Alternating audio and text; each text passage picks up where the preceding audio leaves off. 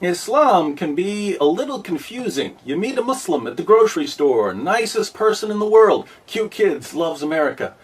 Later that day, you turn on your television and wait a minute, some other Muslim just blew up the grocery store.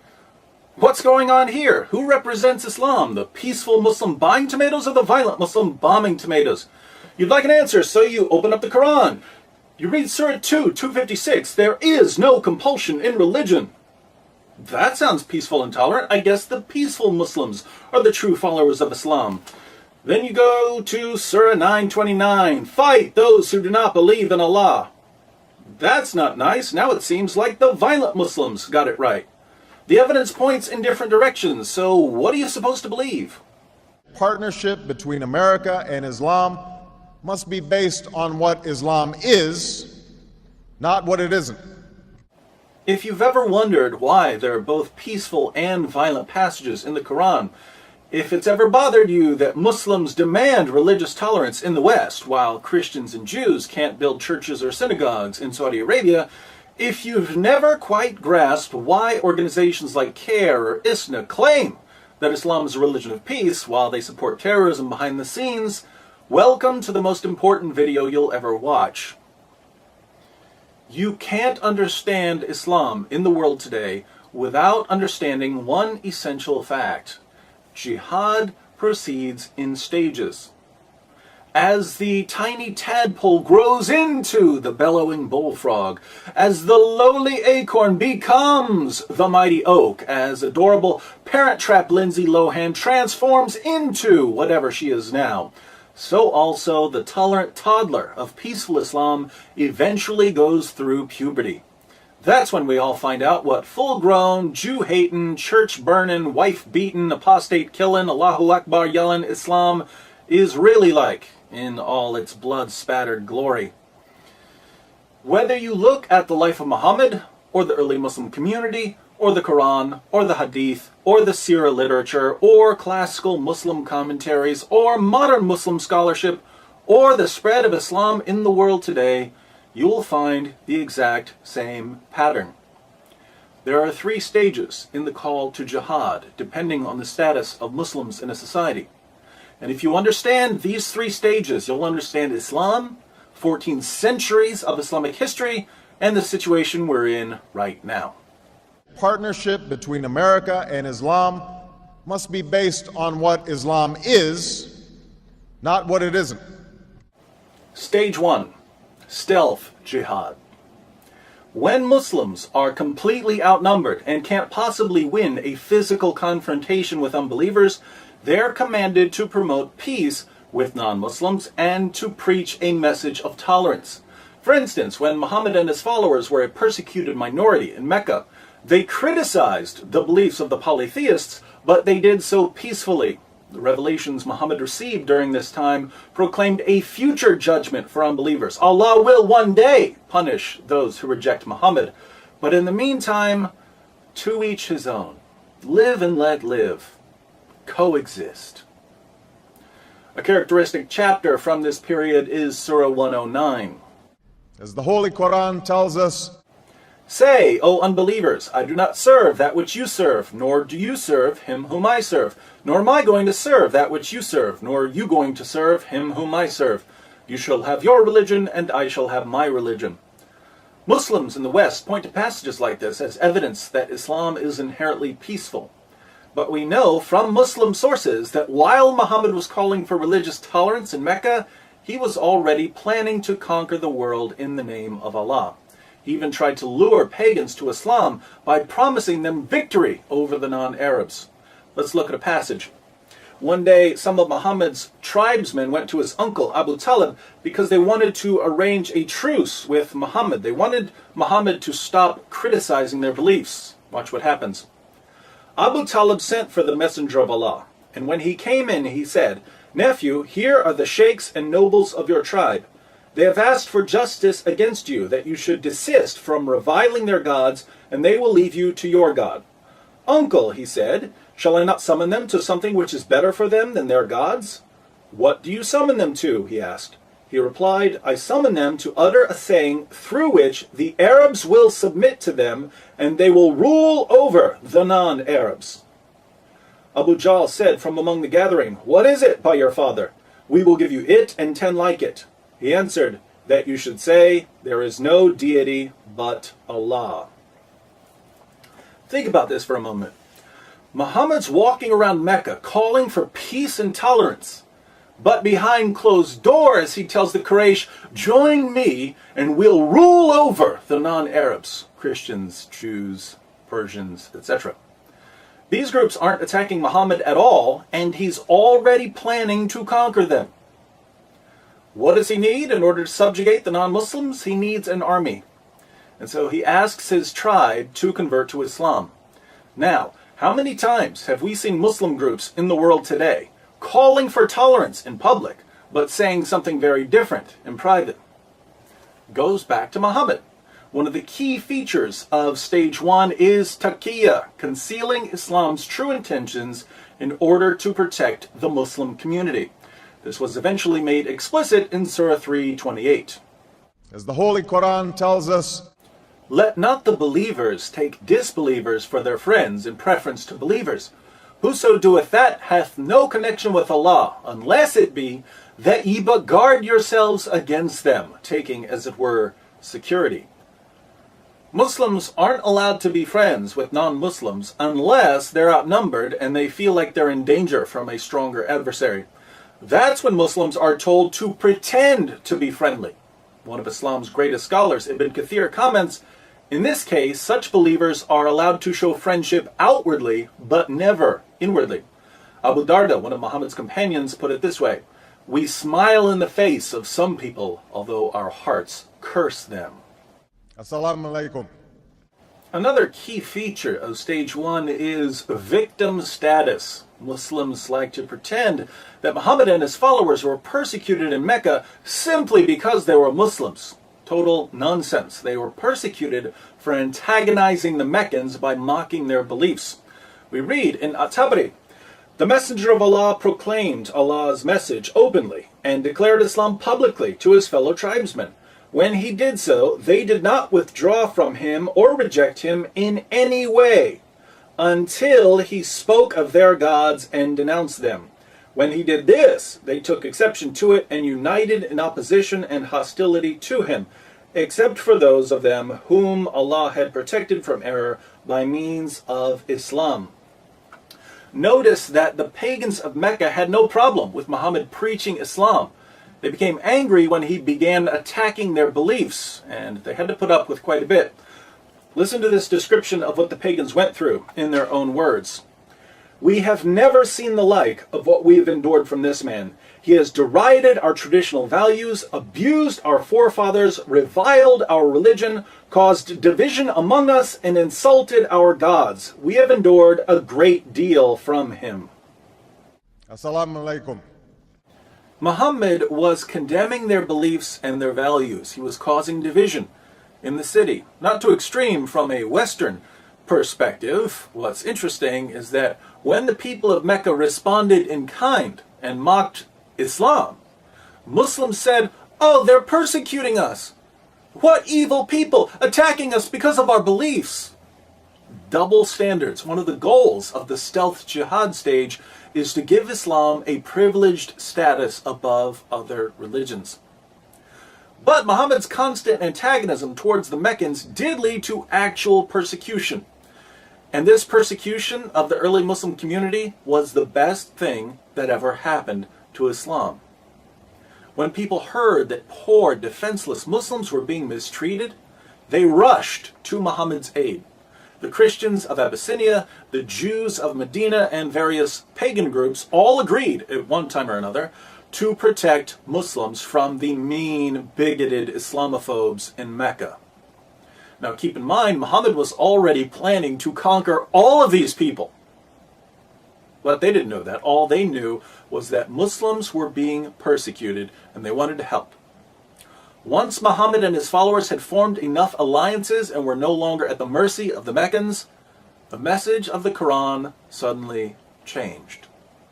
Partnership between America and Islam must be based on what Islam is, not what it isn't. Stage 2. Defensive jihad. When there are enough Muslims and resources to defend the Islamic community from attacks, persecution, or criticism, Muslims are called to engage in defensive jihad, fighting unbelievers who pose a physical or intellectual threat to Islam. After the city of Yathrib, now called Medina, agreed to protect the Muslim community, Muhammad and his followers left Mecca, and they were given permission to fight. Surah 22, 39-40. As the Holy Quran tells us, permission to fight is given to those upon whom war is made because they are oppressed, and most surely Allah is well able to assist them, those who have been expelled from their homes without a just cause, except that they say, "Our Lord is Allah." Did you catch that? According to the Quran, Muslims were kicked out of Mecca simply because they believed in Allah. We've already seen that the Meccans had no problem with Muslims believing in Allah, or even with Muslims preaching Islam. They had a problem with Muhammad mocking their religion and causing division in their city. But again, Muslims needed victim status for their protection, so I guess Allah decided to fudge history just a little. and throughout history, Islam has demonstrated through words and deeds the possibilities of religious tolerance and racial equality. Now that Muhammad had several non-Muslim groups ready to defend him, he turned to the primary tactic of stage 2, terrorism. The people of Mecca depended on the caravan trade for their survival. Anyone who had money would invest it, hoping to get back something extra to feed their families. If a caravan was robbed or didn't return, children might starve. So instead of living a peaceful life in Medina, Muhammad started attacking the Meccan caravans. Muslims launched 7 attacks against the caravans, and the Meccans never retaliated. During the 7th attack, Muslims killed a man, and they took the goods and some captives as well. The problem was that it was still the holy month when everyone agreed not to fight. Muhammad was a bit worried about this at first, but then he received Surah 2:17. As the Holy Quran tells us, "They question thee, O Muhammad, with regard to warfare in the sacred month. Say, warfare therein is a great transgression, but to turn men from the way of Allah, and to disbelieve in Him and in the inviolable place of worship, and to expel His people thence, is a greater transgression with Allah, for persecution is worse than killing." Persecution is worse than killing. Yes, we killed a man during the holy month when there was a universal agreement not to fight, but you persecuted us, and that's worse. So don't you dare judge us. The Meccans had been trying to avoid war, but it was clear that the Muslims weren't going to stop attacking the caravans, and that Meccan trade and the livelihood of the city would never be safe. So the pagan tribes sent an army to protect the next caravan. Muslims attacked and defeated the Meccans at what became known as the Battle of Badr. Notice that the first real battle between Muslims and non-Muslims was a result of non-Muslims trying to protect themselves from Muslims terrorizing their trade routes. Islam has a proud tradition of tolerance. It didn't take long for Muhammad's protectors to realize that they had been duped. Muslims weren't quite the innocent victims they had claimed to be. Muhammad and his followers were far more greedy and violent than the pagans they were now attacking.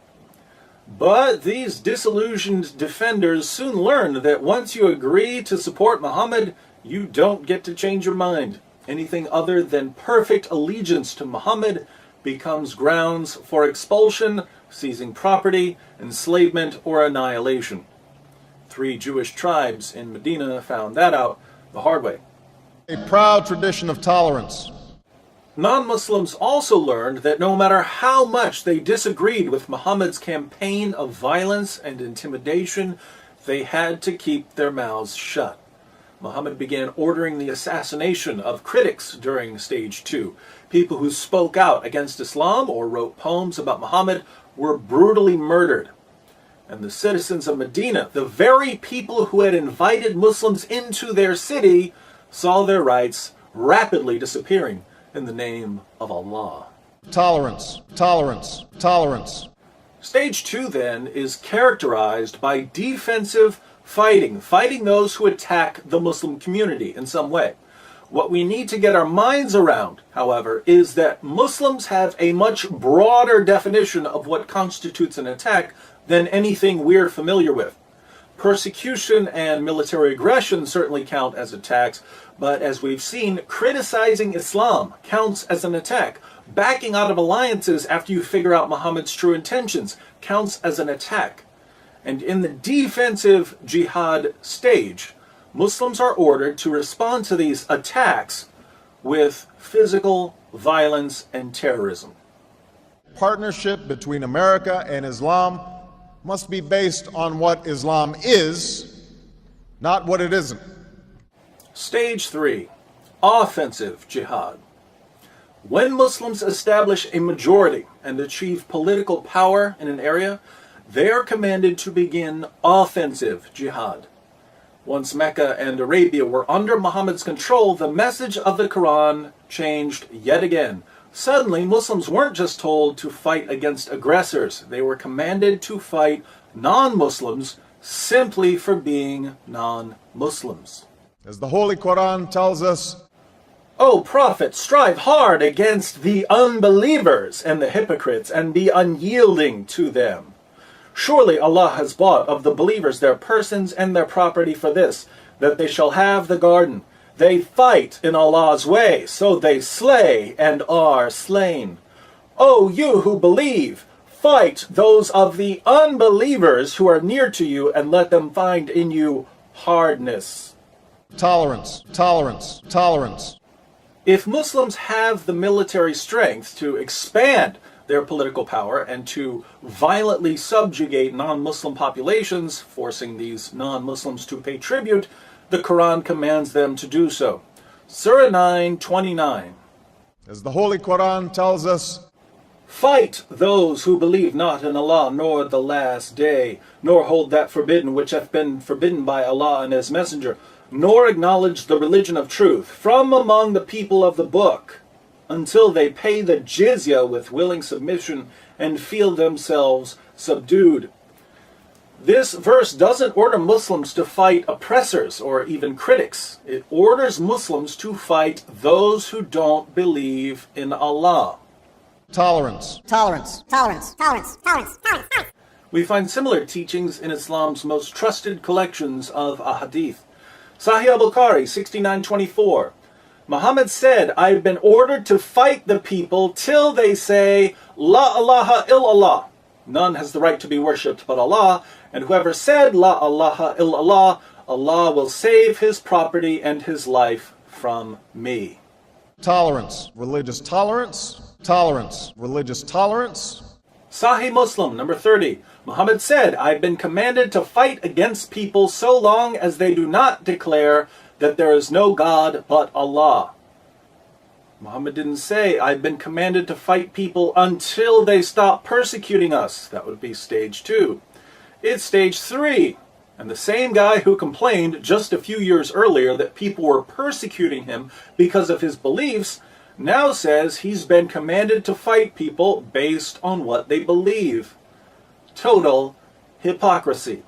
Religious tolerance, religious tolerance, religious tolerance. In the offensive jihad stage, Muslims can also expel Christians and Jews from lands they've been living in for centuries in order to keep certain areas that are important to the Muslim community pure. Areas such as Arabia.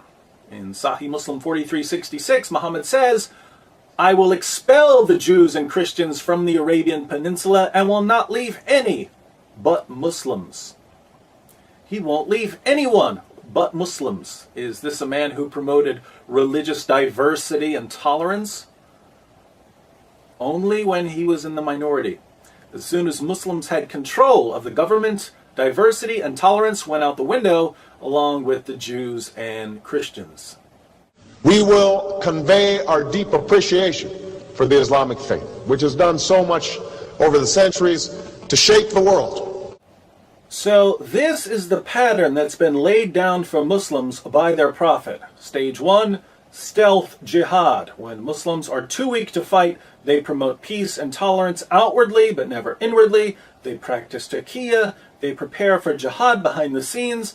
They claim victim status and they seek special privileges for Islam. Stage 2, defensive jihad. When Muslims are strong enough to fight, but not strong enough to subjugate the unbelievers, they terrorize their enemies, murder critics, and look for excuses to attack other groups. Stage 3, offensive jihad. When Muslims are in the majority, they violently subjugate all non-Muslims, they strive to expand their political dominion, and they rid important Muslim lands of all non-Muslims. This is the pattern we find in the Quran, in the Hadith, and in the Muslim commentaries. Assalamu alaikum. Now, look around the world and tell me what you see. Saudi Arabia, what stage are they in? Stage 3, obviously. Massive Muslim majority. Lo and behold, if you're not a Muslim, you can't preach, you can't build a place of worship, you can't even set foot in the city of Mecca. Exactly what we would expect based on the Muslim sources. Certain places in Africa, and I'd say some areas of Europe, are in stage 2. Muslims have enough fighters and resources and alliances to fight defensively. And what do? We see terrorism. We see churches being burned to the ground or blown up in Nigeria and Ethiopia. We see no-go zones forming and critics of Islam being killed, even in Europe. Again, exactly what we would expect based on the Muslim sources. Here in America, where Muslims form a small minority of the population, what stage are we in? Stage 1. What's Islam all about, according to American Muslims? It's all about peace and tolerance. Muslims just want to be like everyone else, but racist hate mongers are attacking them because of their beliefs. That's why we should all be thankful that the government and Christians and Jews are stepping in to defend Muslims from bigots and Islamophobes, just as governments and Christians and Jews stepped in to defend Muslims during the time of Muhammad. And I consider it part of my responsibility as President of the United States to fight against negative stereotypes of Islam wherever they appear. My friends, how difficult is this to figure out? What have we discussed that a 6-year-old couldn't understand? Muslims have been using the same playbook for 14 centuries. It's in all their sources. It's as plain as day. And yet our leaders and the media just can't understand why Christians and Jews are second-class citizens in the Muslim world, or why Muslims in Europe are ready to kill over cartoons, or why Muslims in America are so desperate for victim status they'll cry discrimination when a home improvement store doesn't pay for advertising on one of the most boring shows ever. It's all right here. If someone can't understand this, I'd say he doesn't want to understand it. But we've reached a point in history when we can no longer afford to be willfully stupid. If our leaders are incapable of grasping the 3-step strategy of jihadists, they have no business leading a marching band, let alone a Western nation. Unfortunately, Muslims have been so successful in their stage 1 operations, they've convinced our leaders and the media that the only information we need when it comes to Islam is what's handed to us by terrorist-linked Muslim organizations like CARE. Bin Laden was not a Muslim leader. We're officially on our own. If we want to popularize this information, we'll have to do it ourselves. Sending this video to everyone you know would be a good start. I also think someone needs to put this material into a pamphlet so we can all pass out copies. Ah, what's this? It's a double-sided pamphlet discussing the 3 stages of jihad. Seems I've already done most of the work for you. All you need to do is go to my blog, answeringmuslims.com, click on the Jihad tab at the top, and open the 3 stages of jihad PDF pamphlet file. You can print this out, fold it up, and give it to those who need to know about jihad, which is pretty much everyone. Islam's greatest ally in the West is ignorance. Jihadists can't subjugate us through physical force, so they're doing their best to subjugate our minds. The ultimate obstacle to global jihad, then, is an informed population of free people. Wouldn't you like to be an obstacle to jihad in Sharia? I know I would. In 2012, let's make a special, freedom-sized effort to educate ourselves and others about the inner workings of the jihadist machine. And let us call our project Operation Monkey Wrench.